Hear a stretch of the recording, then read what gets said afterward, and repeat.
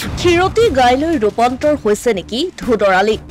ঐতিহাসিক ধুদৰ আলিৰ নিৰ্মাণৰ নামত ব্যাপক অনিয়মৰ অভিযোগ কাম আধাতে এৰি পলাল ঠিকাদাৰ প্ৰতিষ্ঠান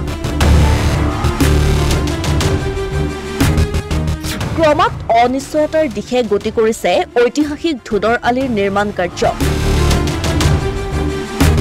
এছিয়ান ডেভেলপমেণ্ট বেংকৰ সাহায্যৰে অসম মালাৰ অধীনত ৰাষ্ট্ৰীয় ঘাইপথ আৰ্হিৰে নিৰ্মাণ হৈ থকা ধুদৰ আলিক লুণ্ঠনৰ আহিলাৰূপে ব্যৱহাৰ কৰাৰ অভিযোগ উঠিছে বিতৰ্কিত ঠিকাদাৰী প্ৰতিষ্ঠানৰ বিৰুদ্ধে বিগত বৰ্ষৰ নৱেম্বৰ মাহত আৰম্ভ কৰা ঐতিহাসিক ধুদৰ আলিৰ নিৰ্মাণ কাৰ্যত ঠিকাদাৰী প্ৰতিষ্ঠানটোৱে লোকচানৰ সন্মুখীন হোৱাৰ অজুহাতত আধাতে এৰি দিয়াৰ বিস্ফোৰক তথ্য পোহৰলৈ আহিছে এইটো কাম চলি থকা সময়তে যাতে ৰাইজে অহা যোৱা কৰিব পৰা ব্যৱস্থাৰ কাৰণে যিসকল অভিযোগ তেওঁলোকে নিৰীক্ষণ কৰিব লাগিছিলে যিসকলে গোটেই নিৰীক্ষণ কৰি চাই থাকিবলৈ তেওঁলোকৰ সম্পূৰ্ণ গাফিলতি আছে এই সকলো তেওঁলোকৰ মিলি গাফিলতি কৰি আচলতে ইয়াত মূল কথাটো হৈছে যে মন্ত্ৰী বিধায়ক কেইজনমান ঠিকাদাৰ দালালে চবে মিলি চকৰা আচল টকা হৰকোৱাৰ ধান্দা তাৰ আগতো তেওঁলোকে টেণ্ডাৰ কৰি টকা হৰকালে এতিয়া টকা হৰকা ধান্দা লগাইছিলে এতিয়া গম পাইছোঁ যে শিৱা হালকা নামৰ যিজন কণ্ট্ৰেক্টৰ তেখেতক ব্লেকলিষ্ট কৰিছে তেখেতে পুনৰ বেলেগ এটা এণ্টাৰপ্ৰাইজৰ নামত আকৌ পুনৰ ইয়াত নিবেদন তেওঁলোকে টেণ্ডাৰ দিছে পথটোৰ নিৰ্মাণৰ দায়িত্বত থকা ঠিকাদাৰী প্ৰতিষ্ঠানটো আঁতৰি যোৱাৰ পাছত এক অবৰ্ণনীয় পৰিস্থিতিৰ সন্মুখীন হ'ব লগা হৈছে পথচাৰী পৰিকল্পনাবিহীনভাৱে পথটোত জধে মধে খান্দি শিল মাটি পেলাই থোৱাৰ বাবে দ গাঁতৰ সৃষ্টি হৈছে যাতায়াতৰ নামত চৰম দুৰ্ভোগ ভুগিছে মৰিয়নিবাসীয়ে পথটোত বহুত ঠাইত কালভাৰ্ট ভাঙি দিয়াৰ ফলত পানী যোৱাৰ পথ বন্ধ হৈ কৃত্ৰিম বানৰো সৃষ্টি হৈছে ইয়াৰ পাছতো কাণসাৰ নাই চৰকাৰ তথা লোক নিৰ্মাণ বিভাগটোৱে ৰাইজক পণবন্দী কৰি পথটো বন্ধ কৰি দি এতিয়া দায়িত্ব সামৰিছে ইমান বেয়াকে আজি 3 মাহ ধৰি ৰাইজে ইমান যাতায়াত ভুগিব লগা এম্বুলেন্স ধৰি যিখিনি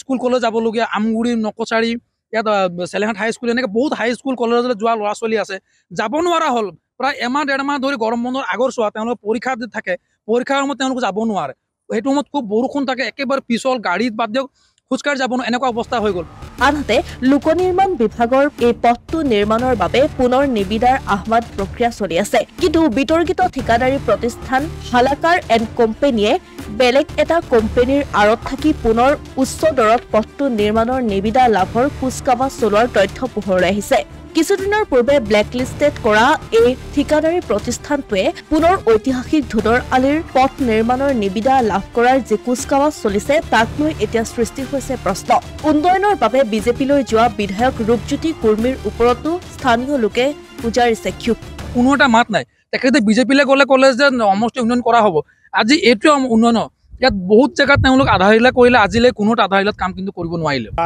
আজি যদি আমি এটা ডেলিভাৰী পেচেণ্ট লৈ যাবলগীয়া হয় এম্বুলেন্স এখনত ডেলিভাৰী পেচেণ্টটো মেডিকেল গৈ নাপাওঁতে চিৰিয়াছ কণ্ডিশ্যন হৈ যাবলগীয়া হৈছে আৰু মই ধন্যবাদ দিছোঁ বিজেপি চৰকাৰ তেওঁলোকে উন্নতি কৰিছে হয় বহুত উন্নতি কৰিছে কিন্তু তেওঁলোকৰ পকেটত ধন সোমাবৰ কাৰণে উন্নতি কৰিছে তেওঁলোকে অসংখ্য টেণ্ডাৰ কৰিছে ৰাস্তা হওক বিল্ডিং হওক কিন্তু কেৱল মাত্ৰ কমিশ্যনৰ কাৰণে তেওঁলোকে টেণ্ডাৰবিলাক কৰিছে কামৰ উন্নয়নৰ কাৰণে তেওঁলোকে একো কাম কৰা নাই বুলি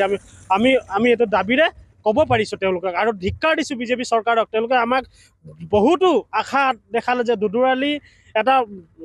অসম মালাৰ এটা সুন্দৰ পথ হ'ব কিন্তু এয়া ফপলাচুৰ বিজেপি চৰকাৰ আৰু যি ধৰণে এই